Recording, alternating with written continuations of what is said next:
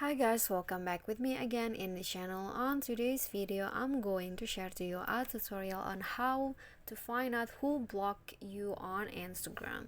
So if you guys want to know if someone or you maybe your friends has been blocked you on Instagram, I can show you some steps. So first, to know that is open your Instagram first, and then first, you should try searching for their account. So you need to go to the search column and then type in their uh, username. For example, like this,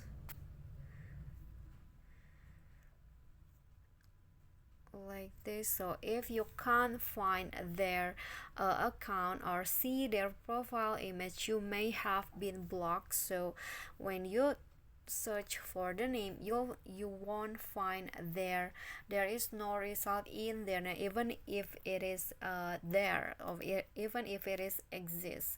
So Instagram doesn't send you a notification for blocked accounts, so you won't be alerted if your friends or your maybe your enemies block you.